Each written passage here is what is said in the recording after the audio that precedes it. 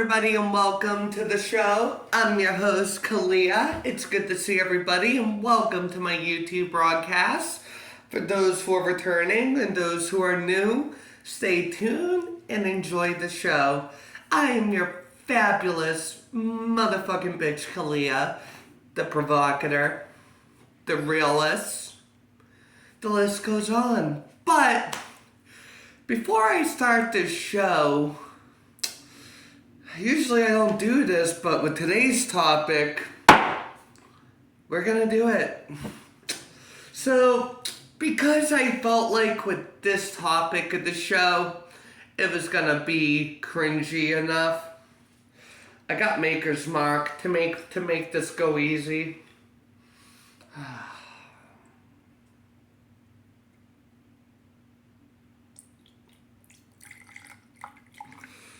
You don't need much of this stuff, but let's take the first sip before the cringe begins.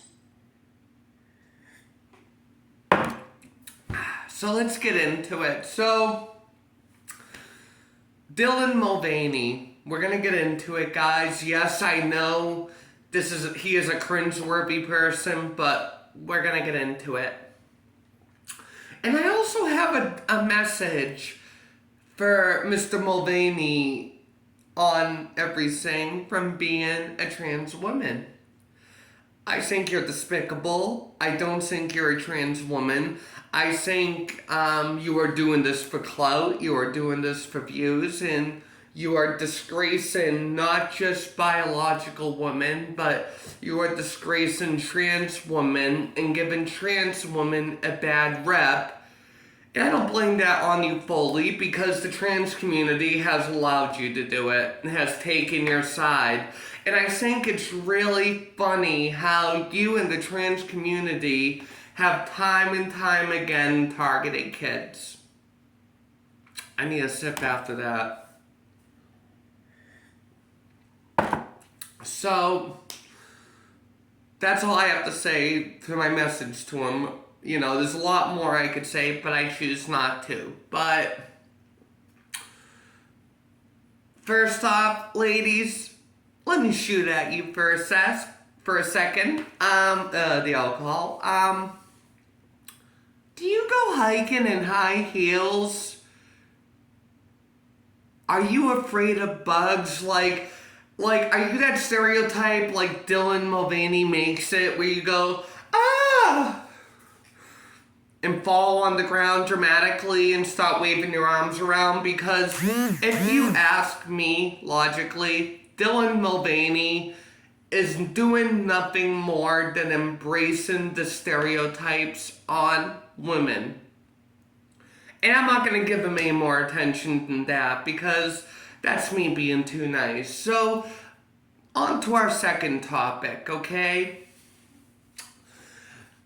Now, I discussed this in my last video. In my last video, I discussed my aggravation, and I can imagine there are biological women that feel the same way as I do, where trans women saying they get periods and they get cramps.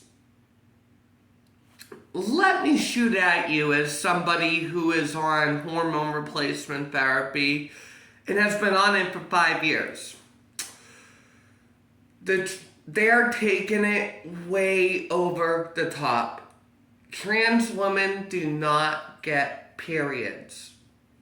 You do not physically bleed. You do not get a period. You do not have a uterus. You do not get a period. You do not have cramps because, once again, you don't have a uterus that is bleeding. But I will say this. As somebody who's been on hormones for some years now, I do get PMS and PMDD symptoms. I get bloated, I get moodiness, I get irritability, I'll be tired, I'll hot flash, like, you know what I mean? Those are just some vague examples. I will say this, though. And this is what they might be experiencing, what these people say they're experiencing cramps, is that sometimes from HRT, when I'm really bloated, it hurts and it feels like I'm cramping. And I think that might be what it is. And they're just over exaggerating it because they're on TikTok or they're videoing it. So that's what I'm gonna say. I don't think it's fair to biological women, and I'll say it time and time again that I don't think it's fair to biological women that they have a feminine thing that they have to deal with every month, and having some person who was biologically born a male and is now, identifies as a woman, telling them what a period is. I don't think that's right. I think that is insulting the biological woman. Like, I'll say this to you. Trans women cannot get pregnant. Trans women cannot have periods. Trans women, if they are on HRT, can have PMS and PMDD-like symptoms, which some of those symptoms are physical, but for the most part, those symptoms are psychological and mental. So, moving on to the next topic. I had just got done watching the debate with trans women and conservative women. Now, I consider myself to be a conservative trans woman. I do not associate myself with the trans community.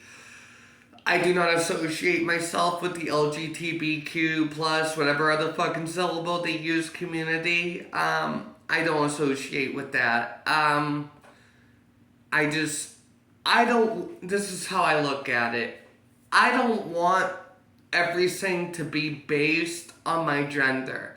I don't want everything to be based on whether I'm trans or not. And I think that's a problem with a lot of the world, is that everything is based on skin color. If you're, for example, if you're black, the left makes it think that you are enable or you should have sympathy or reparation. Nah, fuck that. Like, do it yourself. You don't need the government to do it for you. And the second thing I will say is that I saw a trans woman, she had made a very good statement. Well, all these other not all of them, but this other trans woman in the debate was, obviously very biased with her beliefs. Obviously, she was not seeing the full picture. But this other trans woman said, you know what? We should leave kids alone and let kids be kids, and basically stop bringing sexuality and gender into the play. Like, and then this other one went on to say, who's teaching third grade kids sex?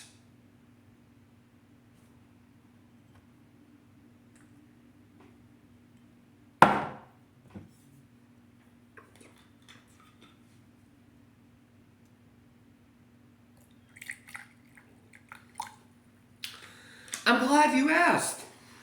Public schools, teachers in public schools that are coming in with prosthetic tits and teaching a kindergarten class. Does that not say enough? The trans community and these teachers that preach gender ideology and they talk sexuality with these kids, but the reality is, it should be the parents that teach the kids about this stuff. Okay, I'm just saying, if I was a mother and I had a son or a daughter, I would not want their fucking physics teacher or any teacher for that matter, talking to my kids about sexuality, talking to my kids about gender. And this whole thing with the babies saying for babies, we're just lying, saying there isn't biological gender. We're just lying to our kids. And we're lying to kids in general when we do that. That's all for that topic. But yes, to answer that person's question in that debate who said, who's teaching third grade kids about sex, I just answer your question. And I think there's a lot of others that would not disagree with me, but agree with me as well. And obviously there'd be some that disagree. So anyways, that's for those two topics. Another topic I want to get into, so this is a little off from the other topics, very off. So, now for those of you that don't know, and I'm very open about my sex life, I'm very open about my lifestyles, I'm very into BDSM and having a submissive lifestyle, and I've been trying dating apps. Now, I'm old school. I'm not really used to the dating apps, but I was curious because I'm like, well, I am looking for like a BDSM partner, you know? Friends with benefits, I guess you could say. And I went on the dating app. Holy shit. The wokeness. I gotta take a sip for this. The wokeness was ridiculous. It would say, for an example, like, my name is Stuart. I'm autistic. I'm dyslexic. I have combative PTSD. I have pretty much A, B, and C mental illness. Talk to me. No. I won't talk to you. Let's say I talk to you and then just not do it. And then, listen, for all my viewers here that are lesbian, I feel bad for you ladies because I've seen grown-ass men on the dating side for lesbians, because I was just curious.